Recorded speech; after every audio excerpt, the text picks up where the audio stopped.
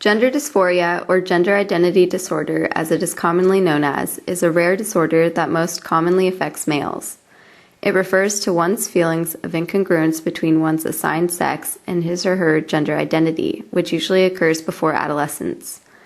The exact cause is unknown, however, researchers speculate that it is a result of chromosomal abnormalities and hormonal imbalances. It is expressed in various ways, including longing to alter his or her current sex characteristics for those of the opposite gender, and having a firm belief that he or she has feelings corresponding with the opposite gender. Those who suffer from gender dysphoria experience distress in social and professional environments, potentially leading to isolation, social exclusion, and subsequent depression and anxiety. Hey, you're not supposed to play with those! Those are girl toys! Hey, but I want to! Well, you can't. Yes, I can. For a diagnosis, one must experience these conflicting feelings consistently for a minimum of 6 months. A psychologist or psychiatrist typically diagnoses gender dysphoria by performing an assessment of the patient. This includes a report of his or her medical history and a psychological examination in order to eliminate other potential mental disorders that could have triggered the various symptoms. A gender dysphoria diagnosis is valid when the assessment illustrates the patient's desire to be the other sex. Is that a boy or a girl? No idea. Patricia, I'm really glad you decided to come to therapy. It's a big step. Can you tell me how you're feeling about your gender? Well, I don't feel comfortable. Ever since I was little, I wanted to go play with my brothers, and I started noticing as I grew up that my hair was getting longer and I was different from my brothers. And I asked my mom, when the right part's going to develop, and she just looked at me like I was weird, and she just told me to go play, and she didn't understand. I was always waiting for them to develop so I can be like my brothers, so I can go with them, but it never happened. I know I'm a boy. I feel inside it's something deep. I know I'm not supposed to be a girl, but everyone sees me like that. I'm just disgusted with my own body.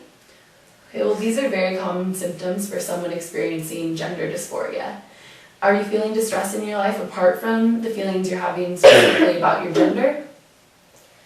I feel really depressed. I feel like I can't interact with anyone because I always feel like I'm playing some role that I'm not. Going to get my hair done, going shopping. I don't like any of those things. I just want to go play football, watch TV, do everything my guy friends do, but some things they don't want me with them for, and it just hurts because I'm just worried and I'm uncomfortable how they see me and how I see me, and I just can't maintain any significant interactions with anyone because of what I look like. Okay, well, I think we can work through some of these feelings, and we'll try to get you to a place where you feel good and confident about your gender. So you have a few options going forward. You could continue with psychodynamic therapy, and with that we'll work on acceptance of your identity and address other anxiety you might have. The goal will be to help you reach an understanding about your gender, and we'll discuss your aspirations for the future in handling these feelings. I can give you referrals if you decide to continue with the transition, so possibly speech therapy, hormonal therapy, even hair removal is an option. And if you decide that you do want to transition all the way, surgical intervention is kind of the most extreme option. First though, we should do some cognitive therapy, and you can decide and become comfortable with who you want to be. Okay. There is no certain factor that causes an individual to develop gender dysphoria, but there are several possible contributions. For example, exposure to unnatural levels of sex hormones in utero or during the most important periods of childhood development are believed to produce sexually dimorphic brain structures. Males with the disorder tend to have lower levels of the male histocompatibility antigen, known as HY, which is responsible for the differentiation of the human embryo into the male phenotype. Cultural differences may also play a role.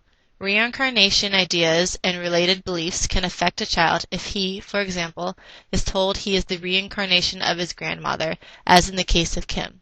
Environmental cues can also shape the likelihood a person may be more prone to gender dysphoria. Males affected were shown to find their fathers more rejecting and over-controlling, and females affected viewed both parents as such. Patrick, it's great to see you again. So it's been 1 year since we started therapy, so we should assess how you've been doing. How are you feeling now? I'm feeling so much better. Ever since I started cognitive therapy with you, everything's just seems so much brighter. I have a better outlook on life. I'm finally comfortable with myself, and I'm just so happy I can finally look in the mirror and accept myself, that even though I look like this on the outside, I know who I am, and with your help, my family has been such a great support. They look at me the same way. They don't treat me different as if I were a boy, and they just give me unconditional love, and it's just really great. I'm so grateful for everything, and I think I'd like to continue therapy with you, and I think I might be ready to start hormonal and speech therapies. Great, well you've made a lot of progress, and I'm glad you want to continue therapy, and hopefully you'll be feeling even better soon. Because gender dysphoria is not a mental disorder in and of itself, the treatment usually focuses on dealing with the distress that accompanies the feelings of dysphoria. This may include treatment for depression and/or substance abuse. Therapy consists of working with the individual so they can come to terms with their feelings about their gender and determine their aspirations for the future. This is often done by giving referrals for hormone treatments and speech therapy in accordance with psychological therapy. In few cases, surgical intervention is utilized for a full transition to the preferred gender. Treatment for children can be done using similar techniques, however, no physiological treatments will be done until the individual has reached 18. While some studies have shown that more than 10% of girls and boys exhibit cross-gender behaviors at some point in their adolescence, and as much as 15% of girls reporting at some point wishing they were the opposite gender, very few ever seek treatment for gender dysphoria or actually desire to transition to the opposite gender. The most common outcome for children with gender dysphoria is homosexuality in adulthood. Statistics on gender dysphoria are difficult to find, but in the Netherlands the estimate is about 0.1% of the total population. The National Center for Transgender Equality estimates that between 0.25 and 1% of the population is transgender. Part of the reason these statistics are hard to collect is because many people are not public about their transition or felt identity, and so many cases of gender dysphoria go unreported. To conclude, gender dysphoria is a rare disorder that refers to one's feelings of incongruence between his or her assigned sex and his or her gender identity. This disorder can be expressed in various ways, including desiring to be treated as the opposite gender and longing to alter his or her current sex characteristics for those of the opposite gender. There is no official cause for gender dysphoria, however there are biological, psychosocial, and sociocultural factors that are suspected to potentially cause this disorder.